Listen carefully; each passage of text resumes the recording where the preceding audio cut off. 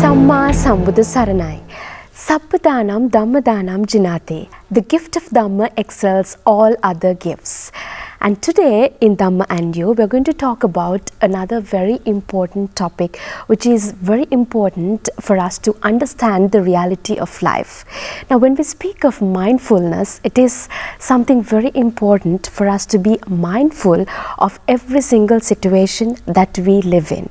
And today we have together with us Most Venerable Olande Ananda Thera to discuss about meditation and mindfulness and how important it is to inculcate these great values to our lives and to be aware of every situation that we are in. So, Venerable Sir, first of all, would like to ask you, now meditation is something that we practice as formal meditation and informal meditation during all tasks that we do in life. But let me ask you, what exactly is meditation? Meditation in the Pali language would be bhavana, the development of mind. Now, what the mind is and where the mind is yet another question. And how to develop the mind is yet another question. Then, do we want just temporary peace of mind, or do we want insight, wisdom and liberation is yet another question. So if we want just temporary relief from stress or something like that, we can maybe do metta bhavana, for instance, development of loving kindness for ourselves and for other beings, and get some peace of mind out of that. But to quote the Indian philosopher J. Krishnamurti, then you may be getting not real peace of mind, but just a peace of the mind, in a sense. Right. But it is not that it's not valuable, it's very good, much better than creating greed and hatred and jealousy, for instance. So metta bhavana is a very good start. But if you want to get more insight and wisdom and liberation from suffering and the realization of Nibbana in the end, maybe not waiting for the next Buddha also, then one should practice satipatthana bhavana. Well, that is very important, Venerable Sir. Actually, when we speak of life, it is important to understand what is the reality of life, and the ultimate goal is the ultimate true happiness we speak of, the permanent happiness, which is the achievement of Nibbana. So any journey would start with a single step, and we say a journey of 1,000 miles, of course, start with a single step. So would like to ask you, for a person who would want to start meditation in the aspect of understanding how the mind works, how would you advise the person to start? Where can a person begin from?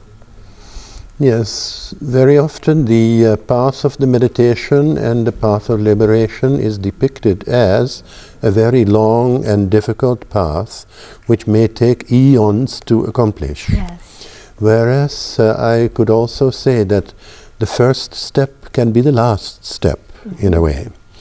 Because basically, Nibbana is not something that is far away from us. It is basically already within us. But the only thing is that thoughts and emotions and all kinds of dross is sort of a layer on top of the shining mind. Pabhasara citta, or the shining mind, is within us, not somewhere outside or something in the long distant future. So if we know that, even theoretically, then we don't need to look for it or wait for it in the distant future, but start looking inside. And the other thing is that all the thoughts and emotions and feelings and sensations and everything that we experience through the senses is basically what is called sankhatai, or conditioned. And only Nibbana is the one and only unconditioned something. So to get from the conditioned to the unconditioned, we cannot remain in the conditioned. Very true. So we have to make a kind of a leap of faith, in a sense, and then experience it for ourselves. And then we get the experience which cannot be taken away even by 1,000 armies, so to speak. Well, that is very true. Venerable Sir, I really like that point you raised in terms of this could be the first step as well as the last step, and this is something that is within us, and it's all about practice, which is really required. So when you speak of practice, one thing comes to my mind is the Noble Eightfold Path, which is the key for the understanding of the reality of life. So when we speak of the Noble Eightfold Path, we clearly know that it is divided into three important sections of Sila, which is virtue, Samadhi, concentration, and Panya, which is wisdom, you rightly mentioned. So we'd like to ask you, what exactly is Sila or virtue? How can a person establish oneself in Sila? Okay. Well, usually they say Sila, Samadhi, and Prajna, but when you look at the Eightfold Path, it starts with Samma Ditti and Samma Sankappa, which means right view and right thoughts. So that is actually the wisdom, Panya. So it becomes Panya, Sila, and Samadhi. Now Sila is considered to be the establishment of a kind of ethical behavior in thought, word, and deed. So when we are practicing Sila, I would say the advice that the Buddha gave to his own son Rahula, the Rahulavada Sutta, you find that he said, "Oh son, just before you say something or do something, just consider whether this is going to be helpful or harmful to the other person and or yourself. If it's going to be harmful to the other and yourself, don't say it, don't do it. If it's going to be helpful to the other and yourself, just say it and do it. If it's going to be harmful to the other and you get something good out of it, don't do it, just refrain from it. If it's going to be helpful to the other but a little bit difficult for yourself, you can still consider to do it out of a kind of paramita or helpfulness towards the other." Now if you do that, then I think all the Sila, Pancha Sila, Atta Sila, Dasa Sila, and Attangika, and all those Silas, and they will be actually fulfilled. So that is considered to be a foundation for the development of the mind. Because when you break this Sila, when you tell lies, when you kill, when you harm, it's very difficult to concentrate the mind and to get a calm and peaceful mind and a clear mind in order to, get the wisdom. So therefore they put Sila as a kind of foundation. And then the meditation or the Samadhi, both the Samma Vayama, the kind of trying to avoid the unskillful, to do the skillful, and then to practice mindfulness in thought, word, and deed, then to get more concentration or one-pointedness, and then you may get the wisdom. Right, Venerable Sir, so when we speak of Sila, as you mentioned, it is like the foundation stone to keep ourselves in virtue and to practice those great qualities and make sure that the mind is in a stable position for us to really understand what life is and move forward. So would like to ask you now, in general, in most cases, a lot of us, we do observe precepts in the morning, like you said, and even on Poya days, we do observe precepts. But the point is, a pinch of practice is worse than a ton of theory always. So whether we really practice these qualities at every single moment of our lives is always a question. How would you advise a person to be a person who actually practices Sila at every moment in life, not merely when a person really observes Panchasila morning and evening, or on a Poya day when they go to temple they would observe it, and later on probably this practice is not there anymore. So how would you advise it in that way, Venerable Sir? Well, if the observance of the Sila is just the repetition of the words, Panatipata Viramani Sikha Padang Samadhiyami, etc., then I think that is not really observing the Sila. I do remember that Dr. E.W. Adhikaram here in Sri Lanka, when he was with a group of people who were observing Sila, and he kept quiet, people asked from him, "Why do you keep quiet, You didn't say anything." And he said, "Yes, but I have taken that Sila long ago. I have never broken it. Why should I keep on repeating it?" Exactly. without practicing in it. So that's a really good answer. So then, it actually requires sincerity and mindfulness of what one is doing and saying and thinking. So basically, again, mindfulness is a key factor there as well. In order to observe the Sila and to practice it, you have to be aware of the intention also with which you do something. So that becomes a little bit maybe subtle or difficult to really realize what one is thinking before one says something or before one does something. But it can, as in the example of what the Buddha taught his own son, be aware before you do something, before you say something. That can avoid a lot of trouble and suffering for oneself and for others in this world. Yes, and when you speak of intention, what comes to my mind is Chetanaham bhikkhave kammam vadami. We say intention, depending on intention, really kamma and vipaka, it plays an important role. So if I would ask you, how does kamma and vipaka play an important role when we really do not practice these qualities to become a virtuous person? Because we are talking about Sila, which is the foundation in the very first place. Kamma and vipaka are actually always working whether we like it or not. And you cannot do anything really without having an intention. Maybe we are not quite aware of it, but in order to do something and to say something, there must be some kind of an intention. And if that intention is based on unskillful states of mind, such as greed, hatred, jealousy, and based on ignorance, then of course maybe we are not quite aware of it, but still we are producing unskillful states of mind and words and deeds, and therefore bad karma. And then the vipaka will come one day or the other, either quickly or slowly in this lifetime or the next or future lifetime, depending on the heaviness of that karma.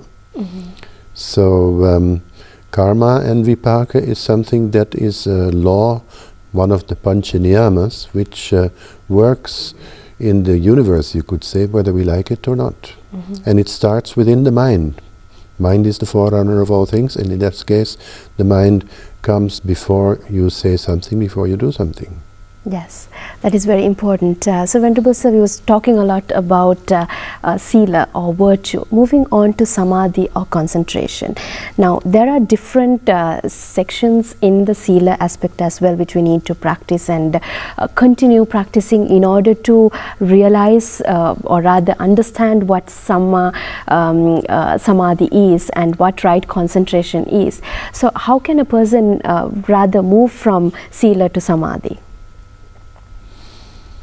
Samadhi is a kind of, well, in the Eightfold Noble Path there are three factors, no? The Samma Vayama, Samma Sati and Samma Samadhi. So the Vayama part I already mentioned, that is trying to abstain from the unskillful and try to develop the skillful. Sabba Papasa Akaranam Kusalasa Upasampada, that part is Samma Vayama. And then Samma Sati would be the right mindfulness of, in the moment, of what one does with the body and speech and the mind, which we also mentioned, which is actually the practice of the Satipatthana Sutta in daily life on the four objects, the body itself. Well, for instance, just knowing that you're sitting or standing or walking or lying down or cooking or cleaning or driving or whatever you're doing in the present moment. A lot of people, it seems, not only it seems, it has been proven by sort of scientific research that most people in the world spend most of their time thinking about the past and or the future and not really being aware in the present. So if your mind is sort of repeating something that took place in the past and you're repeating it in the present but you're not aware of that, then you take that burden from the past into the present, and that blocks your vision of the present. What you're doing, what you're saying and what you're thinking is not clear because you're sort of dreaming about the past. Maybe pleasant or unpleasant things that you may be carrying forward. The psychological past. Then similarly, if you're thinking about the future, now we do have to think about the future if we have to do something, anything, or a professional person, an engineer has to draw up a plan, draftsman has to do a plan or whatever. Even if you want to go on a trip, you have to know what to pack and to get the tickets and to fill up the petrol in the car and things like that. That is not a problem. But the main thing is that people start thinking of, what will happen and what might happen, and they live in hope and fear about the future. And they bring that into the present without noticing it, and then they spoil their mind in the present moment, and they're not quite aware of what they're doing. Mm-hmm. So if we can sort of let go of those psychologically burdened thoughts about past and future and bring our mindfulness in the present moment, then we really are practicing satipatthana in daily life. Mm-hmm. As you mentioned, there's what you call this applied meditation, a practical kind of meditation, informal, and then the formal meditation, sitting down and practicing anapanasati and vedananusati and things like that, awareness of the breath and the feelings. But if you want to apply it to daily life, then you are doing informal meditation. But I think that's very important, if not more important, than just sitting down for a little while and getting away from the society. Yes, and adding to it, Venerable Sir, now in most cases people say and people think, I've heard people actually say that I'm still waiting until I get a time to start meditation.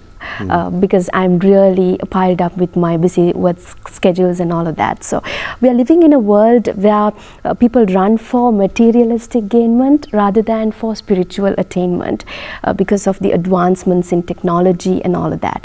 So Venerable Sir, how do you think a person can really do this in terms of informal meditation, starting from grassroots level?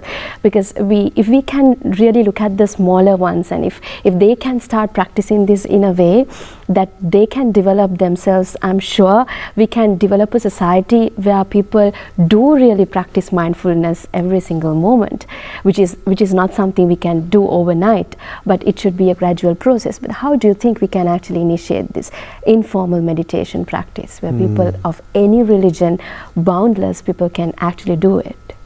Yes.